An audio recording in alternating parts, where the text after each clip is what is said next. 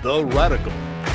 Fundamental Principles of Freedom, Rational Self-Interest, and Individual Rights. This is the Yaron Brook Show.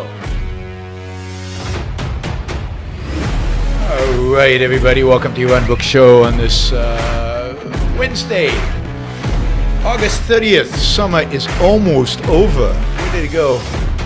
God, time just flies. Okay, and as you get older, it flies faster. We got a lot to cover today, a lot of stuff going on. I mean, none of these are kind of breaking news kind of stories, but all significant stories out there. So we'll talk about them. Reminder, you can use the Super Chat to ask me questions. So any topic, any issues, any news story out there that you would like me to discuss, please bring it up in the Super Chat. That's the best way to get my attention. And I answer all Super Chat questions. No matter how much money you put in there, $2 to $500, I answer the question. Although the more dollars you put in, the higher priority they get. All right, I think we can jump in. No announcements. All right, let's go. Dugin, remember Dugin, the Russian philosopher, Alexander Dugin? I did a whole show about him, so I'm not going to talk much about him today. This is, some people consider him Putin's whisperer, but it's not clear. It's not clear that he has a relationship with Putin, but clearly a big influence on the Russian right and a big influence on the right more broadly in the world, in the United States. So the right generally in the world loves Dugin. Anyway, I just came across this quote that was published today from Dugin that I thought was quite entertaining and tells you a lot about, I think it tells you a lot about Russia. And to some extent about Russian culture, and certainly tells you a lot about Dugin. Here's the quote. You all have only a limited time to say goodbye to the West. Now, this is the sense in which he's talking about decoupling, right? Russia is going to isolate itself from the West. So no more Western products, no more traveling to the West, no more, no contact with the West anymore. Russia isolating itself. So it says you all have only a limited time to say goodbye to the West. So start going over to only using Russian things. Sure, it doesn't work, doesn't drive, doesn't function, and isn't tasty. But it's ours. So let's rejoice over that. Now, I'm assuming this is a real quote. It sounds like Dugin, so I believe it. I don't speak Russian, so I'm relying here on somebody who I trust posted this, who does speak Russian. That's great. And it sounds like the Soviet Union. What has changed, right? It doesn't work, it doesn't drive, it doesn't function, and it isn't tasty. Yeah, Russian food. But it's ours. So let's rejoice over that. Buy Russian, buy American, buy Russian, buy only ours. God, these people are nuts. This is a guy admired and respected throughout the West by right-wing nutcases like him. All right, on a more serious topic, we're talking about COVID. So here's the thing.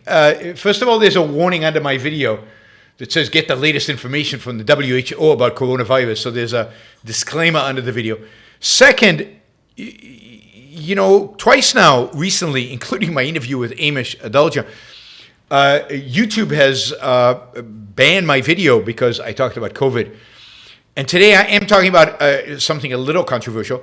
So who knows if this video will make it. So we're gonna try. We're gonna hope it does, and we will see. Anyway, there is a new article out. Let me get rid of that. Let me highlight this. a new article out by Jonah Norberg from Sweden, who is a friend. Jonah's quite friendly, and he's a good guy. I like his books. He has a book called Progress that's very good. And basically, the article summarizes how Sweden did during COVID, given that it had very different regime, if you will, in terms of lockdowns than the rest of the West. Rob corrects me. It's Johan Norberg. Johan, I should know, given I'm friendly with him, I should know. Johan Norberg has written an article. The article, you can find the article on Cato's website. It's a Cato publication. It's called Sweden During the Pandemic, and it really goes through the data. It goes through what actually the Swedes did, and through some of the data that actually came out around it. This is, it's interesting, particularly given the response by many in the United States to Sweden taking a different path during the pandemic, a pro-individual, pro-rights path, relatively speaking. Wasn't perfect. New York Times called it a cautionary tale. And Donald Trump, President Trump at the time, this is a tweet he did during that period. This is on April 30th, 2020. People forget how bad Trump, from every angle, was with regard to COVID. This is what he wrote. Despite reports to the contrary, Sweden is paying heavily for its decision not to lock down. The United States made the right decision to lock down. People forget, conveniently, purposefully, that Donald Trump was a the hugest proponent of lockdowns at the time. Anyway, the article is excellent. I encourage people to read it. It really goes through what the Swedish government did, and much of what the Swedish government did was to leave everything alone and to provide guidance and recommendations about socially distancing, about working from home if you could, about staying indoors if you felt sick, about avoiding non-essential travel, and emphasized social distancing and remote work. But none of this, with some exceptions, which I'll talk about in a minute, was mandated. Basically, the Swedes changed their behavior. They stopped going to work. Indeed, by some measures, Swedes, used public transportation less than a lot of other countries that had lockdowns. Swedes stayed home and worked from home. Swedes didn't go to restaurants. Some Swedes did, but most of them did not. So they behaved as if they were under lockdown, but without the government imposing it on them. Now, there were restrictions. Let's be clear. This was not laissez-faire, as it should have been. For example, there were limits on no more than 50 people gathering together. So that meant theaters, cinemas, concerts, lectures, religious meetings, demonstrations, sporting events, amusement parks. But it did not include, this limitation, workplaces, shopping centers, and private gatherings. But all those other places, you couldn't have more than 50 people in a room. This was restricted. This, I don't think Americans know, but in November 2020, it went from 50 to 8 people. So you couldn't come together in groups of 8 people from November 2020 until May 2021, and it was completely removed only in September 2021. In April 2020, the government banned private visits to elderly care homes. Bars and restaurants were ordered to offer table service only, and the space between tables had to be increased. Again, a government mandate. November 2020, alcohol sales after 10 p.m. were banned. And by the end of the year, the deadline was advanced to 8 p.m. This rule, again, was terminated only in June 2021. And while secondary schools and universities were required to switch to remote learning, preschools and elementary schools, for the most part, stayed open throughout the time. So they never closed preschools and elementary schools when the United States and the rest of the world did. Now, in terms of the data, the initial data about deaths from COVID coming out of Sweden was pretty bleak. So the 2020 data showed that it had many more deaths from COVID than its neighbors, like where they had massive lockdowns, like Denmark, Finland, Norway, and so on. And yet, once you get into 2021 and 2022, if you just look at COVID deaths, COVID is kind of average, is where, is not particularly exceptional. It has more deaths than Norway and Denmark and Finland, but a lot less deaths than Spain, Portugal, Italy, United States, United Kingdom, and Greece. But then, and here we're talking about deaths per million people, right? So deaths standardized by the population. But then if you look at not COVID reported deaths, which we know there are differences between countries and how they report explicit COVID deaths. If we actually look at excess deaths, then Sweden now becomes a superstar, right? Sweden has, by one measure, the lowest rate of excess deaths in the world, or at least in Europe, lower than Norway, lower than Denmark, lower than Finland, who already have very low rates, much lower than places that, so Sweden, the only country that didn't lock down, has much lower rates than everybody else. Now that's one measure of excess deaths. There are several other measures that different institutions, different publications use. The Economist uses a different measure. But even by the Economist measure, which uses a different measure than this, Sweden comes out really, really good. Its excess deaths in 2020, 21, and 2022, so over the 3-year period, are way below Britain and the United States. Sweden's death rate, according to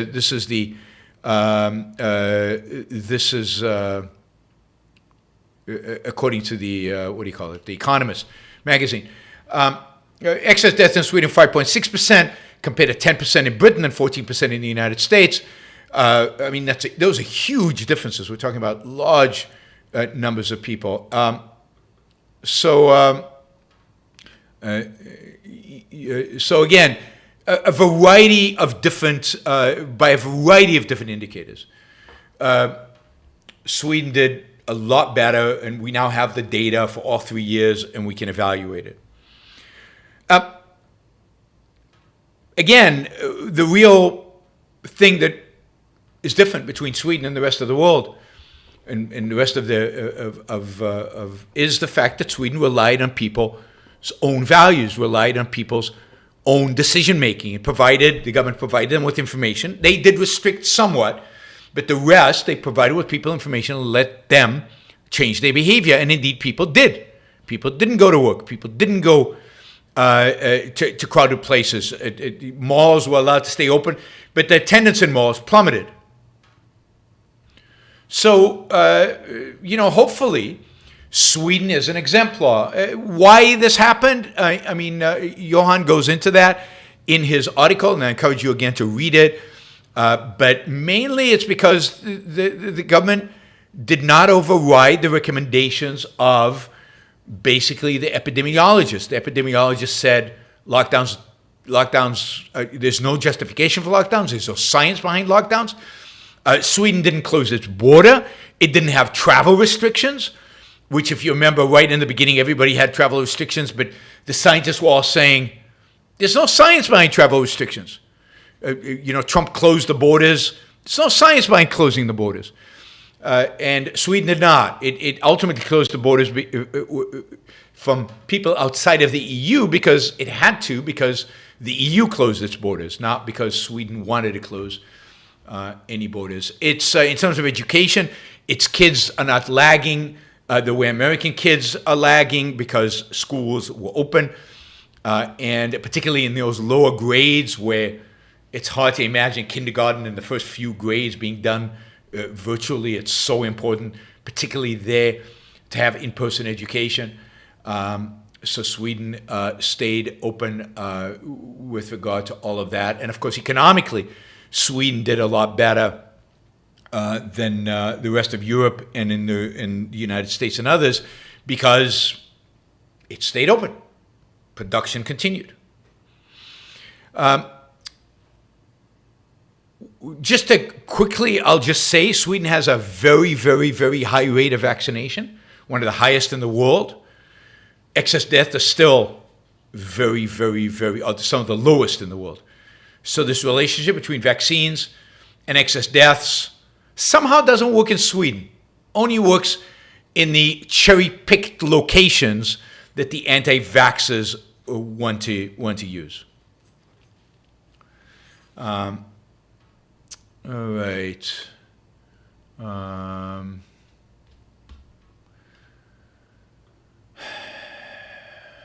Let's see what else. All right, that's Sweden and COVID. So the country that had the best response to COVID. I did want to say this. One of the real flaws that Sweden had, and it comes up. This is a flaw that both the chief epidemiologist in Sweden mentioned after the fact. Others mentioned, and Johan mentions in his article, and Amesh mentioned at the time when we were talking about Sweden way back during COVID. One of the flaws was that they did not do a good enough job isolating old age homes, isolating the people who are old. So they had early on in the epidemic, they had a very high rate of old people dying from COVID, which was unnecessary. And if they'd focused on cocooning, shielding, protecting old people in old age homes, I mean, Sweden would have been a marvel to wonder at because they would have done exactly the right thing, which is what Amesh in an editorial recommended from the beginning. Cocoon the elderly, really protect the elderly, and leave everybody else alone. And that's what should have been done. And of course, test. That's the other thing that the chief epidemiologist of Sweden, the guy who kept everything open, says that the other area in which Sweden failed was that it didn't build up enough testing capacity. So on the two things, testing and protecting old people, Sweden lagged.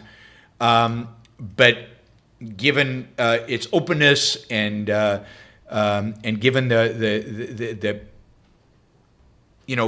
allowing people to voluntarily decide what and what not to do, Sweden is way ahead of the rest of the pack.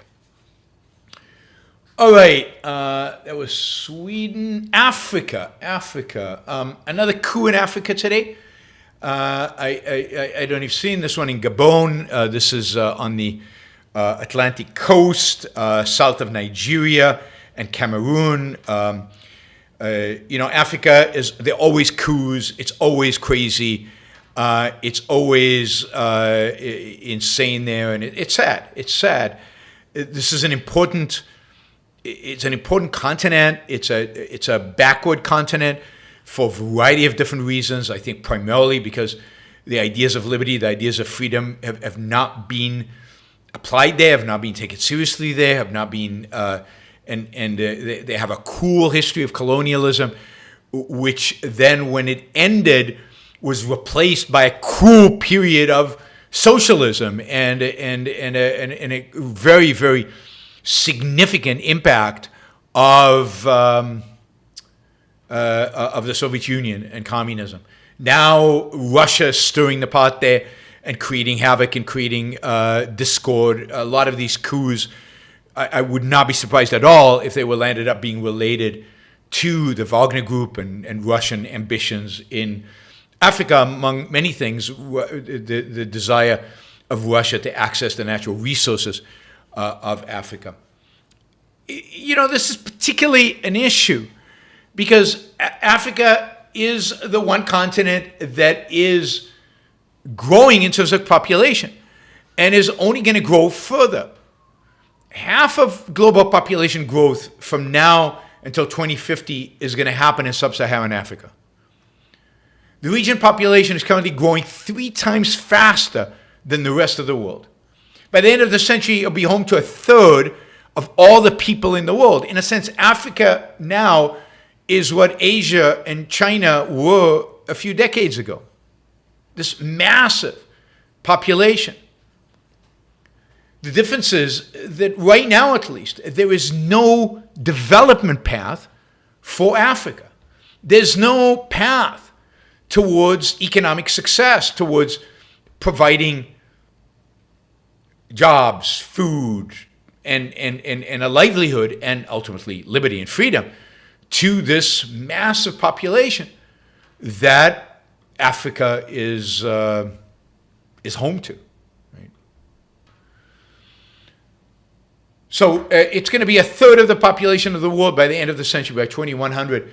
It's only 14% in 2019. So it's massively going to exceed that. It is going to become a powerhouse of people, at least. Right? Now, that means, what do you do?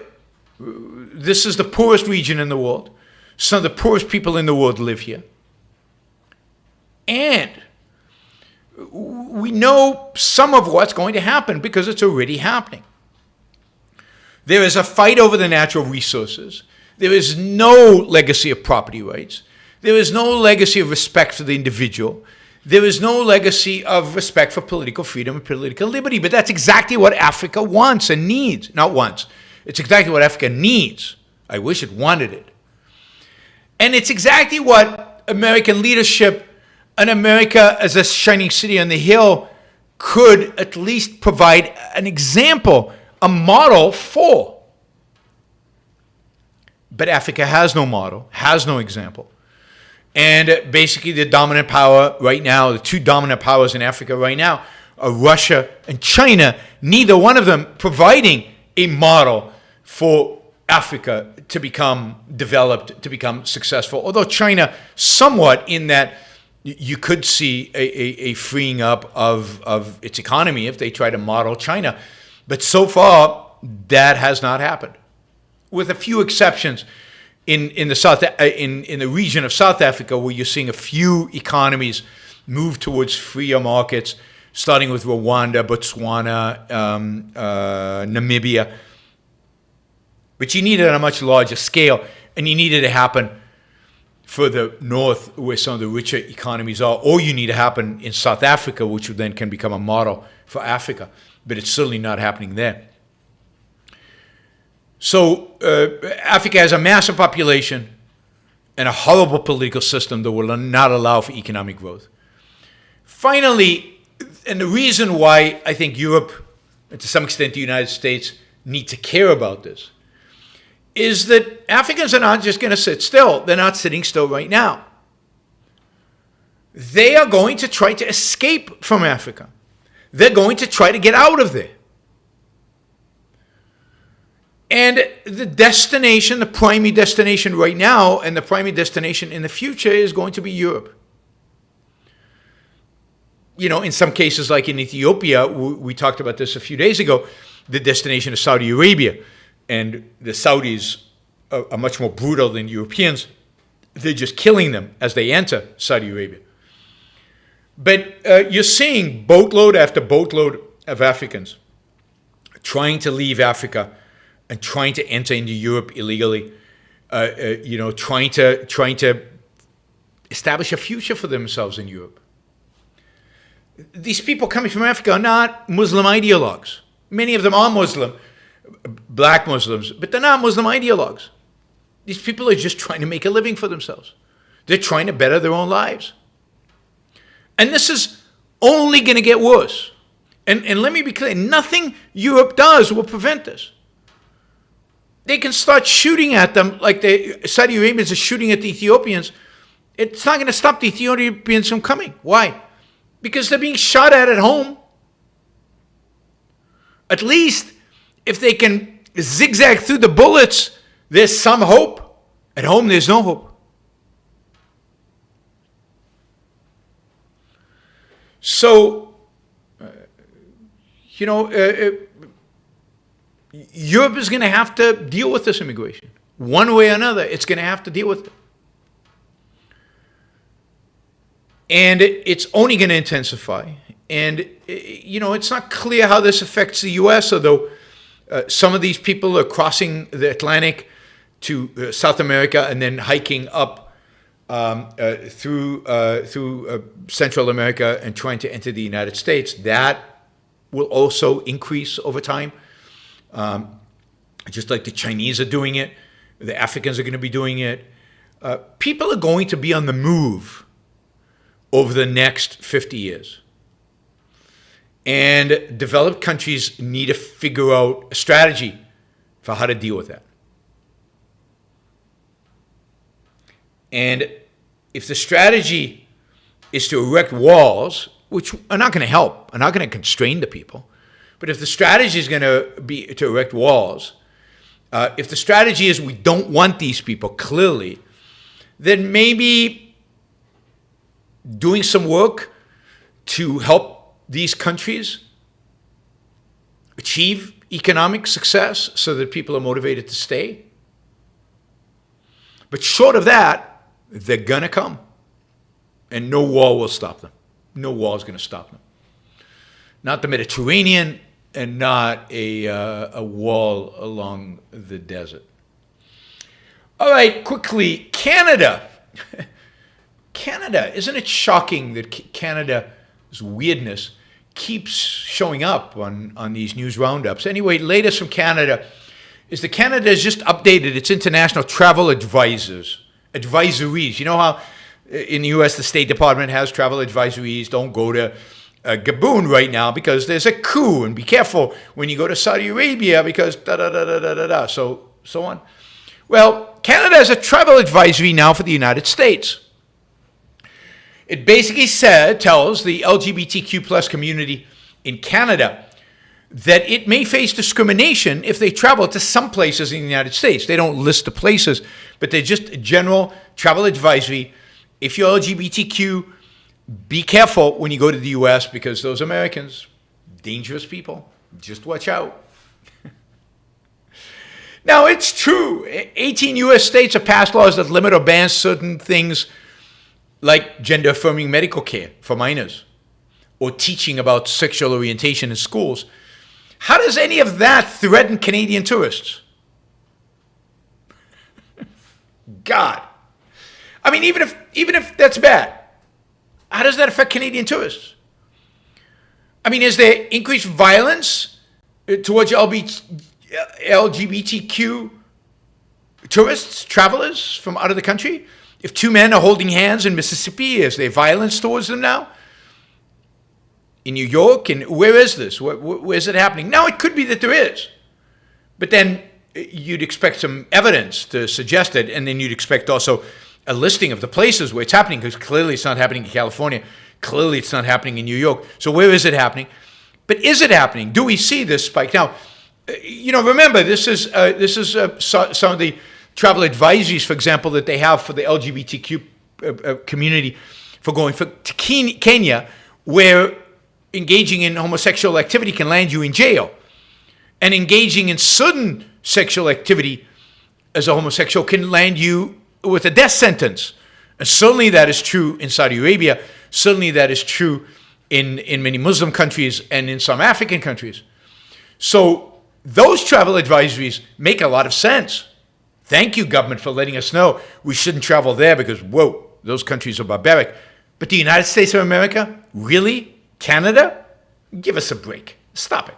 I mean, you're going a little overboard. We have problems here, but you guys are going a little overboard with this stuff.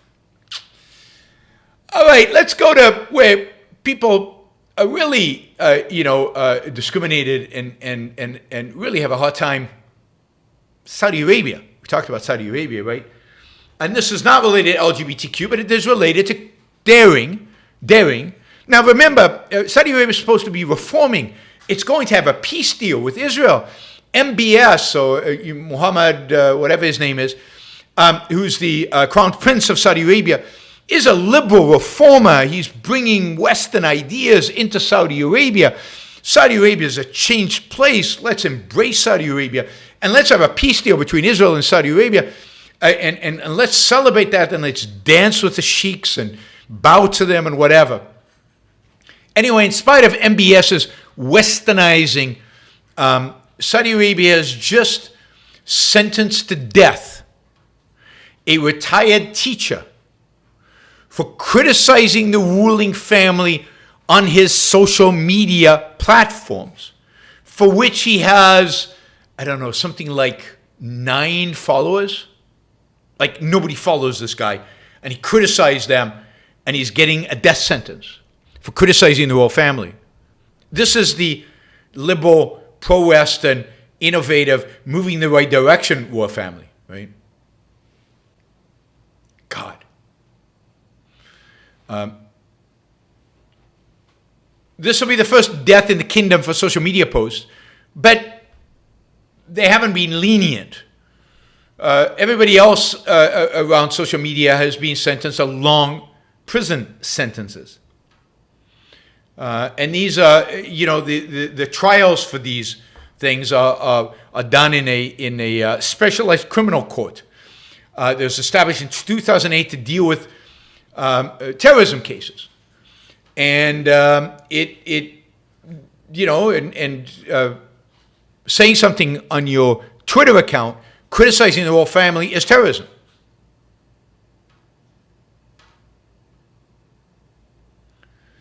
Last August, a Leeds University doctoral student was sentenced to 34 years in prison, 34, when she returned home to Saudi Arabia for the summer holidays, because she was accused of, quote, assisting those who seek to cause public unrest and destabilize civil and national security by following their Twitter accounts.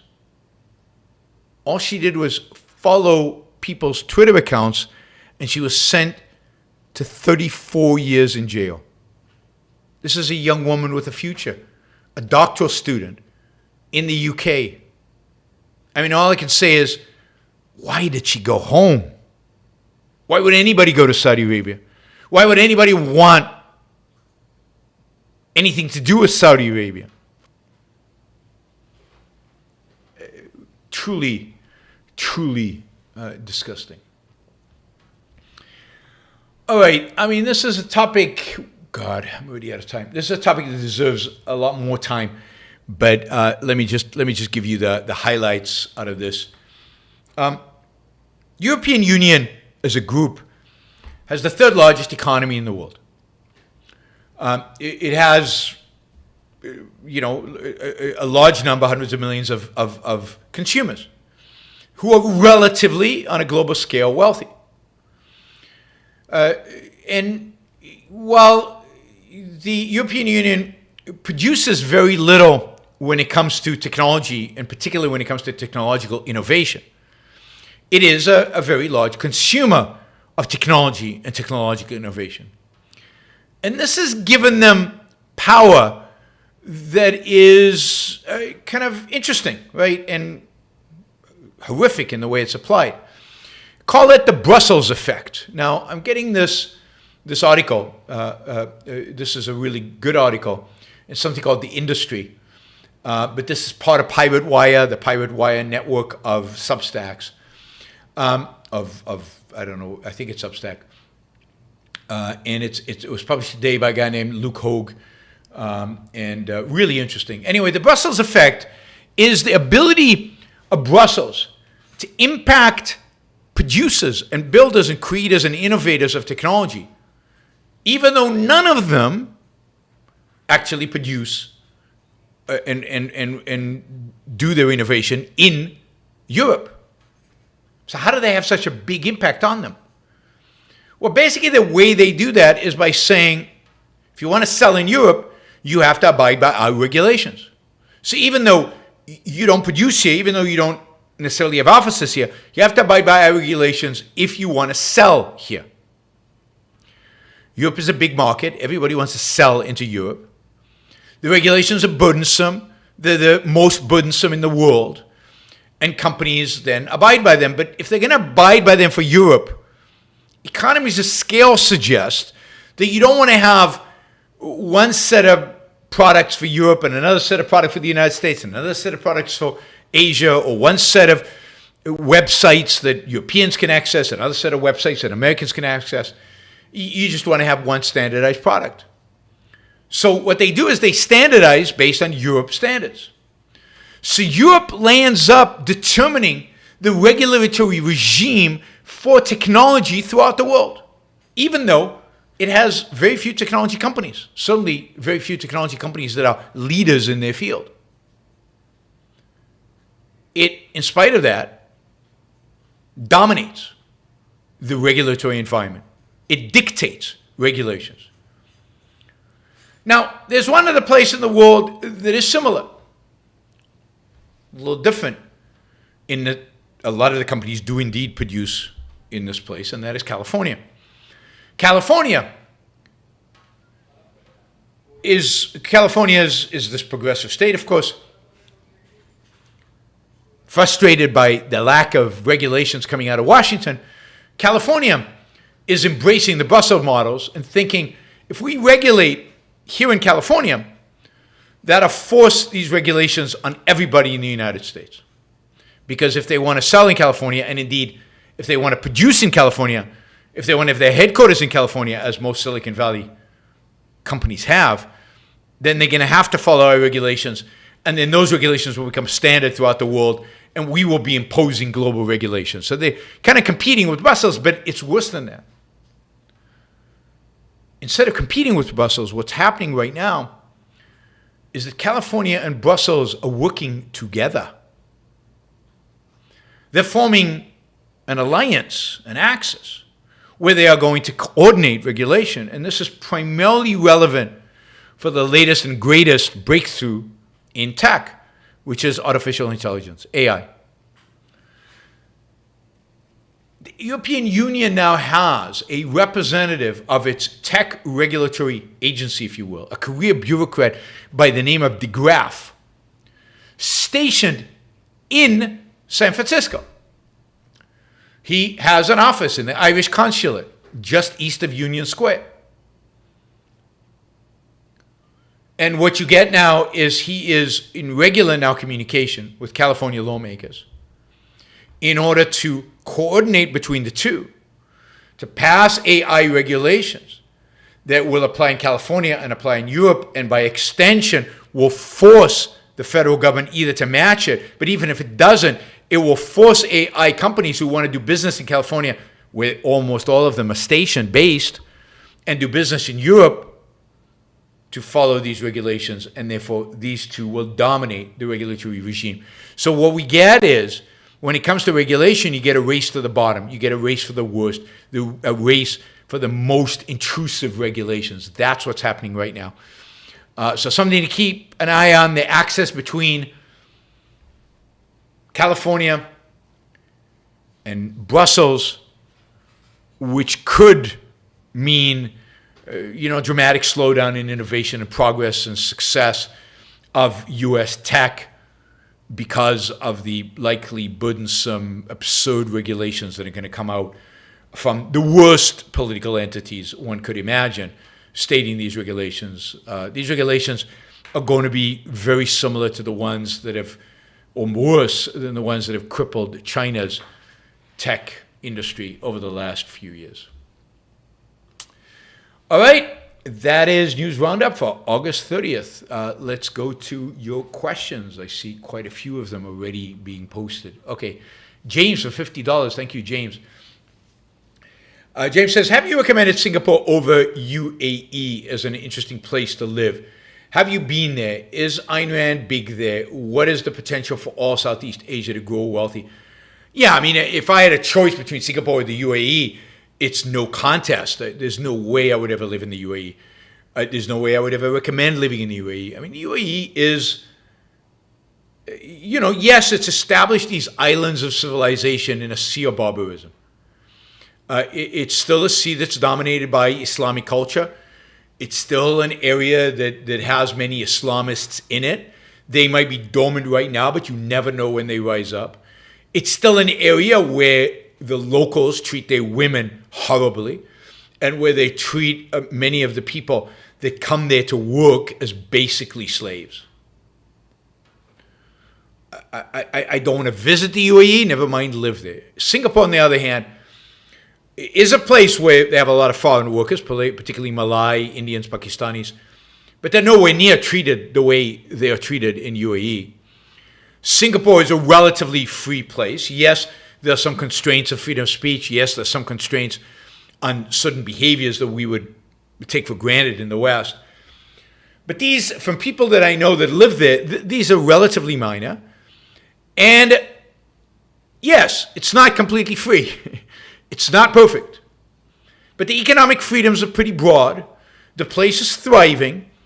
And the culture is a positive culture. It's a culture of growth. It's a culture of technology. It's a culture of success.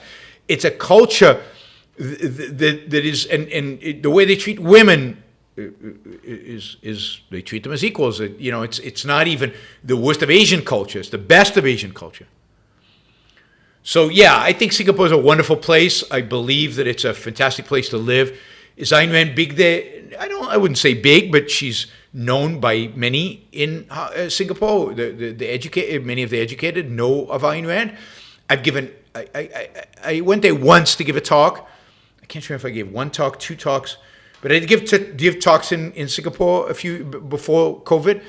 It was an amazing place to visit and incredibly friendly people. And again, I have a strong desire to go back to Singapore. I have zero desire to go to UAE. All right, Remo.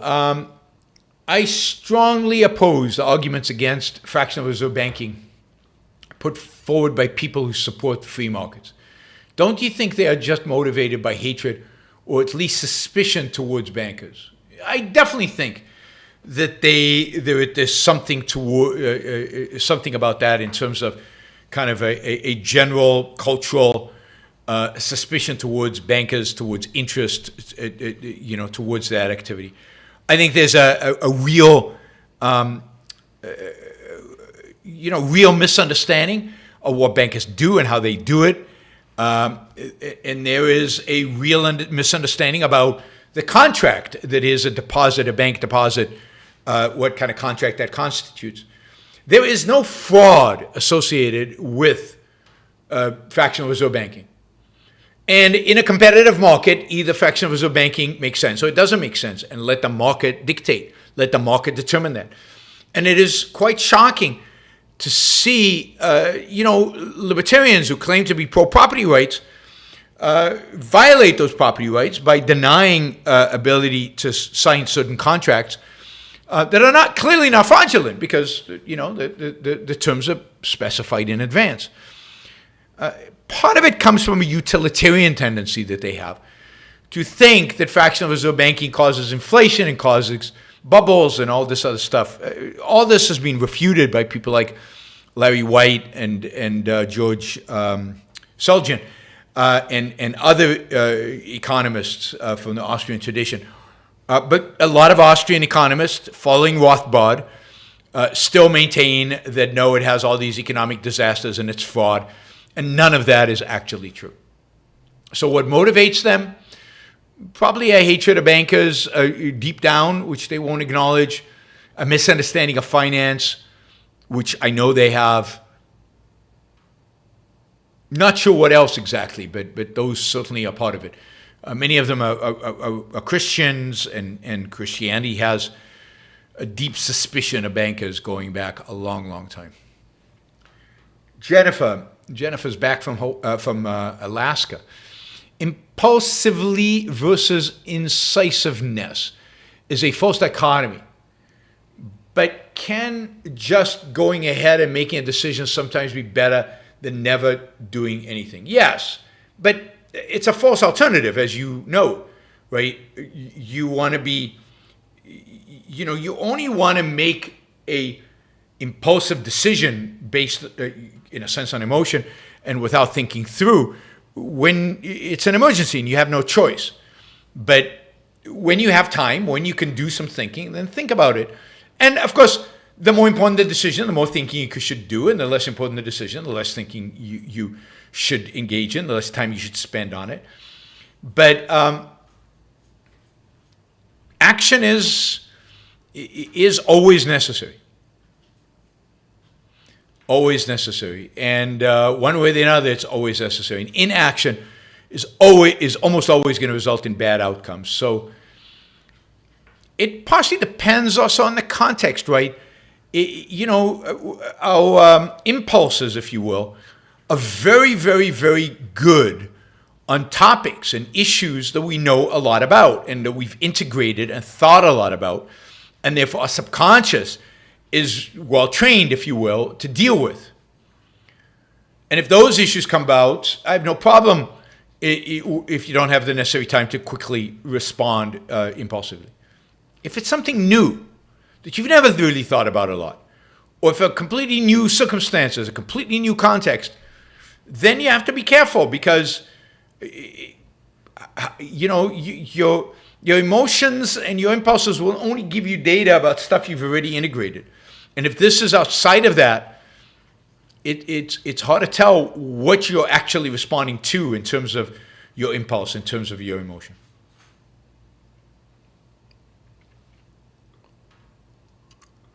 Bree says, my honey won a blue ribbon at the state fair. Wow. But they didn't take the gender, race, or sexuality of the beekeepers into account. That's not right. Society has kept others down and fooled me into beehiving. I won due to my hard work.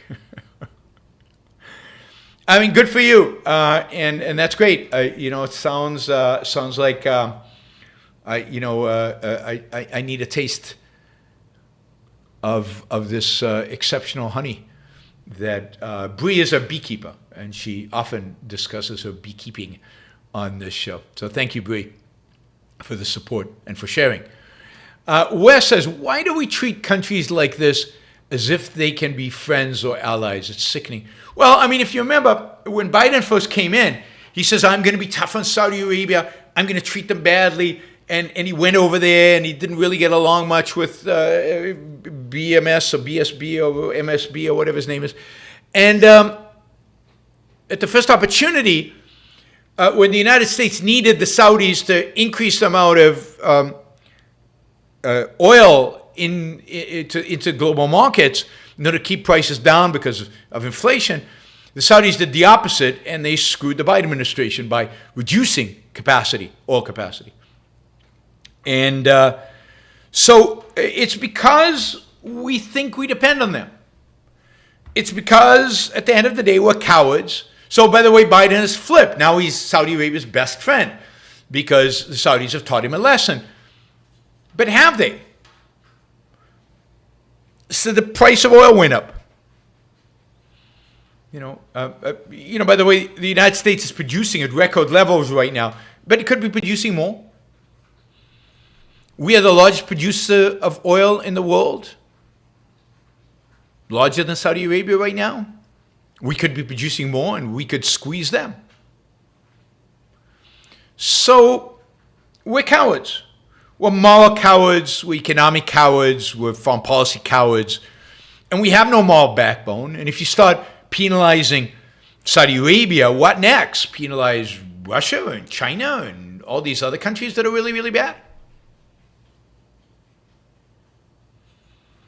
So, we are our own worst enemy. And the Saudis have used this, right? In 1973, under Nixon, the Saudis stopped providing oil. At that time, we were not big producers of oil, so gas prices went through the roof, and there were shortages in the United States, and the American people were very unhappy. But there are ways to deal with that, like telling the Saudis that if they do that again, then we will withdraw all our troops and let whoever wants to take their land from them take it. Like we're protecting the Saudis, have been for a long time. We sell them weapons, and they need our weapons. We give them diplomatic cover for the BS that they do. They need us as much, if not more, than we need them. But we have never had the courage to actually stand up to them. All right, Mark. Mark, I think this is Mark's, if I caught it right. Did I catch it right? Mark's first Super Chat question. So thank you, Mark. Really, really appreciate it. Really appreciate the support. By the way, we're only 3 $20 questions away from achieving our goal for today. Mark says, I mean is becoming the new like. Where do these verbal fillers come from? Where do these verbal fillers come from? Is there any way you can stop saying I mean, especially as the first two words as your answer to questions? I was going to say I mean. Yes, you can stop doing it. Are you talking to me? Do I say I mean a lot? I'm curious if I say that. I don't know. I don't think I do. But now that you're saying it, I'm tempted to say I mean because you got it in my head. But do I say I mean a lot as a filler? Because I shouldn't.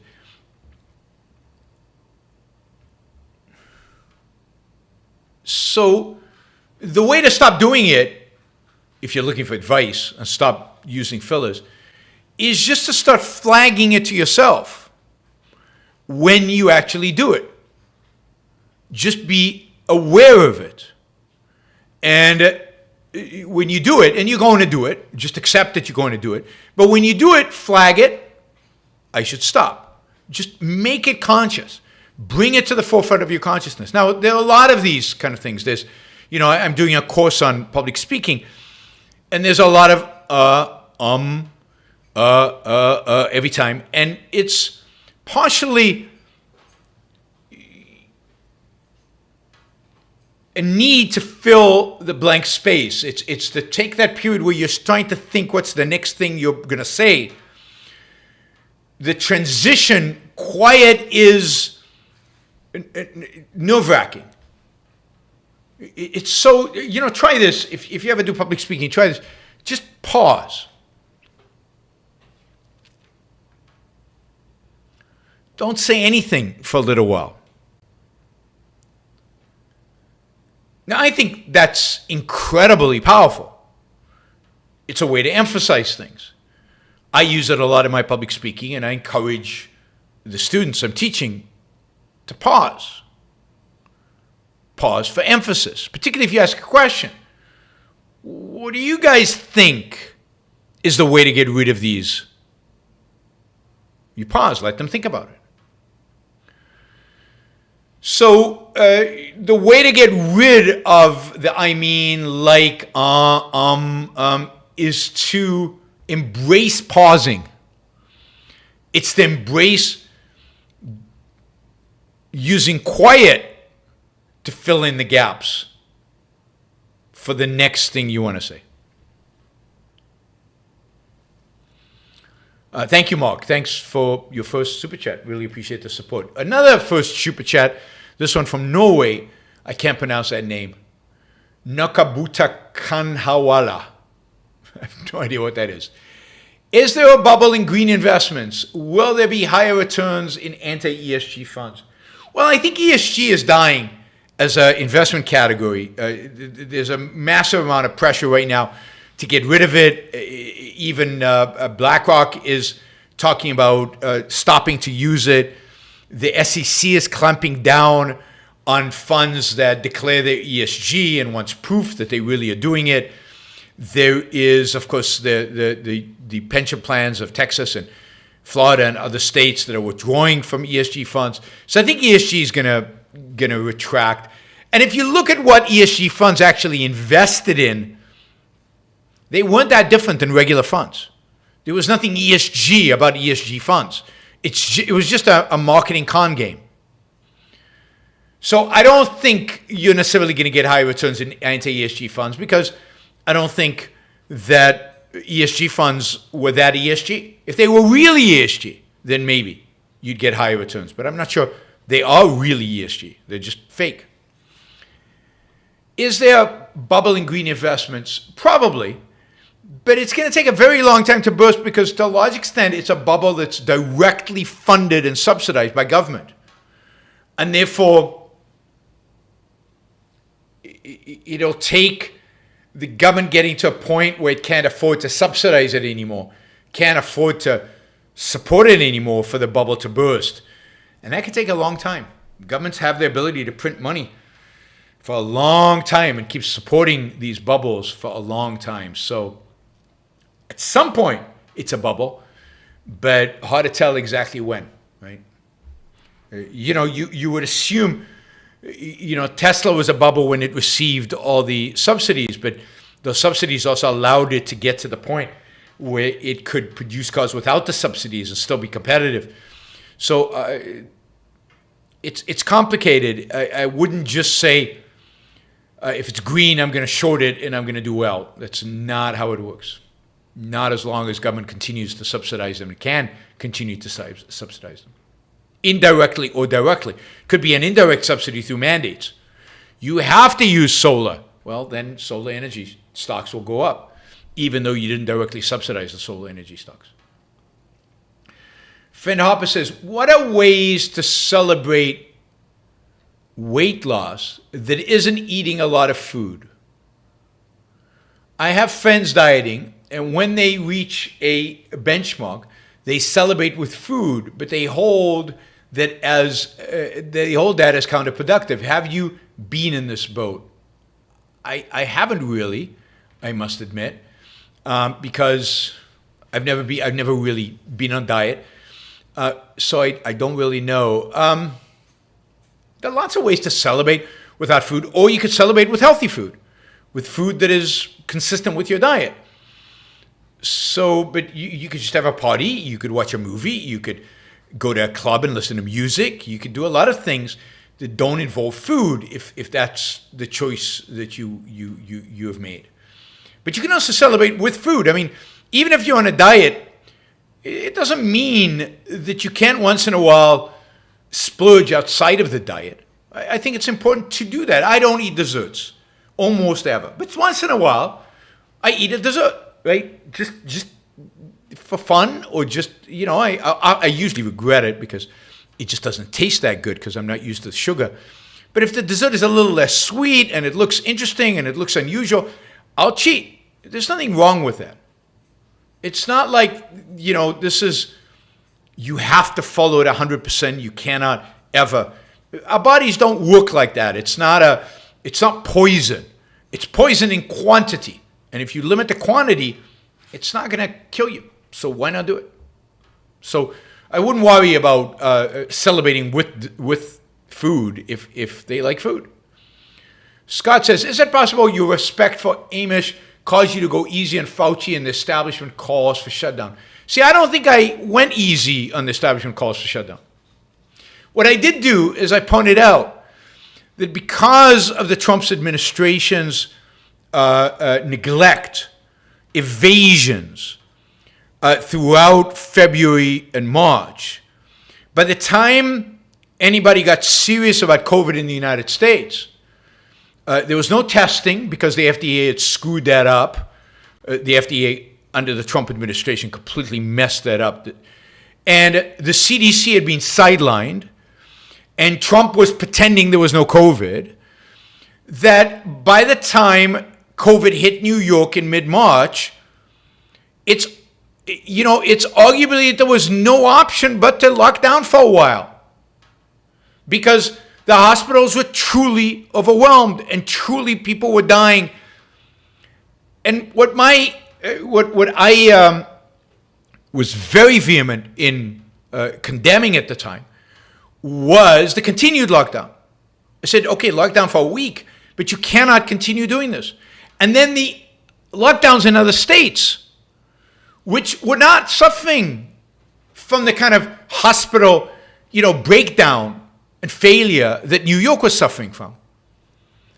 So I was never for lockdowns. I never went easy on lockdowns. I did go easy on Fauci, in a sense, you could call it that, because I think Fauci was put in an impossible situation. And I know this is not popular, and nobody's going to like me for saying this, but this is the reality. Fauci should have never been in a decision-making capacity. Fauci is not, in the United States system, counter to the system in Sweden. The person in Fauci's position, first of all, shouldn't have been Fauci. It should have been the CDC. And the CDC had a very different approach. Who put Fauci in that position? Trump did. The Trump administration did. And in the United States, the role of making political decisions, like shutdowns, like mask mandates, is the role of politicians. And Fauci was put in an impossible situation where the politicians refused to do anything. And he had certain opinions, which turned out to be wrong. And those opinions were treated like commandments. And they were implemented by commandments. By who were they implemented? By politicians. But Fauci has no power. He can't legislate. He's not a head of an organization that can mandate anything. So my focus throughout COVID was on going after Trump, his administration, and the governors, particularly governors like, California and so on. And look, you can pretend I didn't say these things, but you can go back and listen to what I said. I did whole shows about the evil of lockdowns and how pathetic it was that Americans were accepting it. How pathetic the lockdown here in Puerto Rico was. And then when I went to California, I commented on how brave the restaurants that were staying open and refused to abide by the lockdowns, and how I went and ate there in order to support them. I mean, I was vehemently against lockdowns and government mandates of all kinds, all sorts, all types. But the focus was on what the real failure of COVID was, and the real failure of COVID was not Fauci. The real failure of COVID was the lack of actually doing what the CDC and every epidemiologist pre-COVID said you should do, which is, test, and those who are positive, isolate and leave everybody else alone. And that's what I advocated for throughout COVID, throughout. And that's what needed to be done. And it was never justification for lockdowns. There was never justification for mask mandates, vaccine mandates, any kind of mandate from the government. It's just wrong. Just wrong. So, yeah, I respect Amesh, and there's no question that my views on Fauci were impacted by Amesh. Amesh viewed Fauci as a hero from his work on the AIDS previously. I think Amesh has come to realize all the mistakes and the errors and the bad things that Fauci was doing. But also, when I see everybody jumping on somebody like Fauci and assuming that they're evil and manipulative and power lusting and all this stuff, and I'm suspicious of that kind of motivation and that kind of attitude. And I didn't jump on that bandwagon, and still haven't jumped on that bandwagon, because I think the real evil committed during COVID was committed by politicians who were responsible for making those decisions, and by the fact that the CDC was sidelined when it should have been at the forefront and not Fauci. All right, James, which African countries have most potential? South Africa had potential, but appears to be downgrading steadily. Which countries are the most exciting to see growth in Africa? Well, I mean, I think from a policy perspective, the ones that are implementing the best policy, I think, and I'm not an expert on Africa, but places like Namibia, Botswana, and Rwanda. Now, Rwanda was implementing kind of free market policies, but then the president who was doing this became an authoritarian, and which is sad. So he's dramatically restricting political liberty and other liberties in Rwanda. But in terms of economic liberties, it's one of the more exciting places to follow.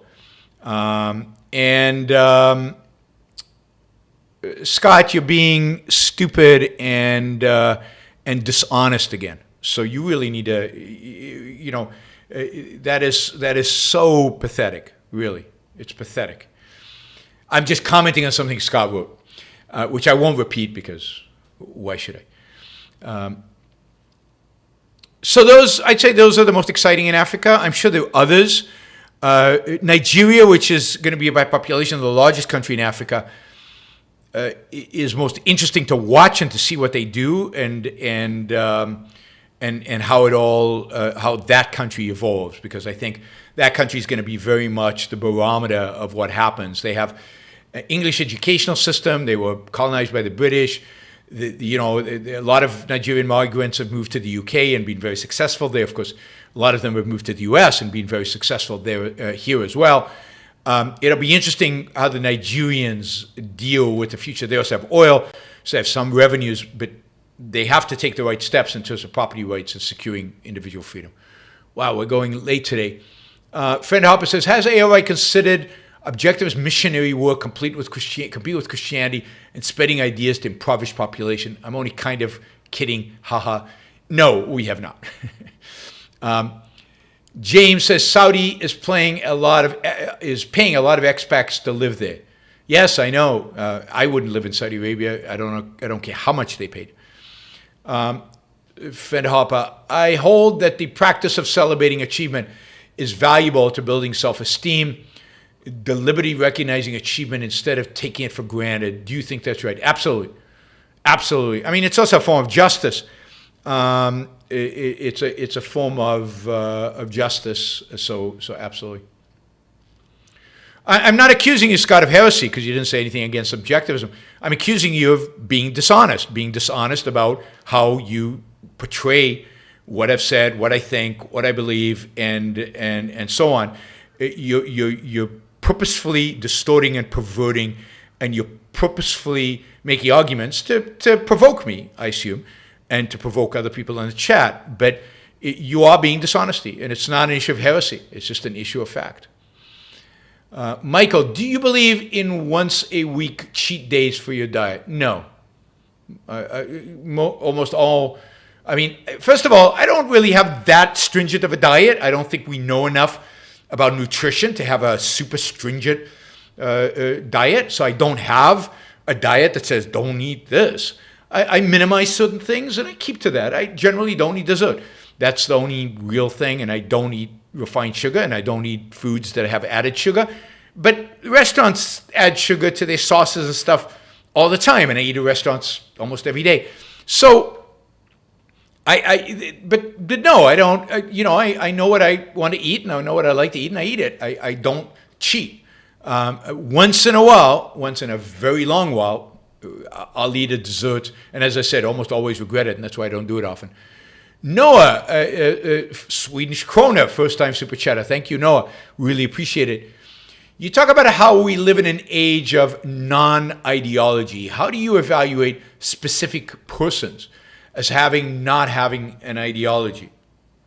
Well, I mean, you have to know a lot about them. You have to know about what they say, what they hold, how pragmatic are they, how often they change their minds.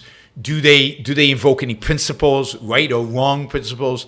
Are they living by those principles, or just they mouth them? So you have to know a lot about a person to be able to identify an ideology of that person.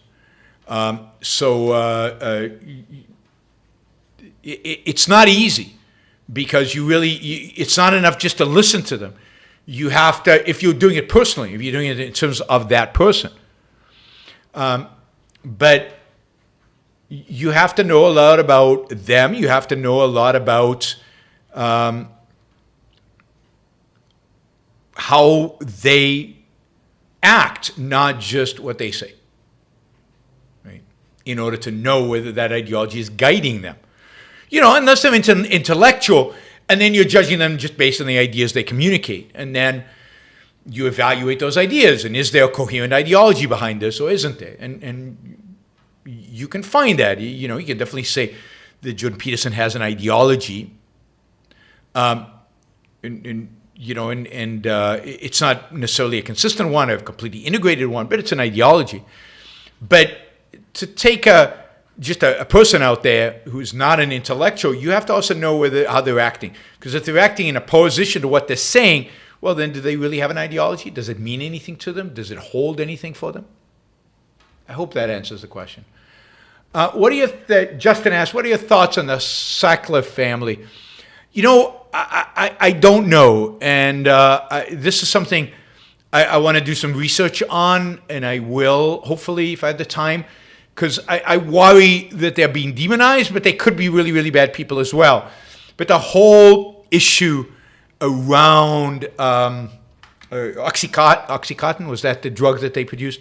I mean, this is the thing. If Oxycontin was the cause of the opioid epidemic, then why, now that we've discovered that and Oxycontin is off the table, is the opioid epidemic bigger than ever?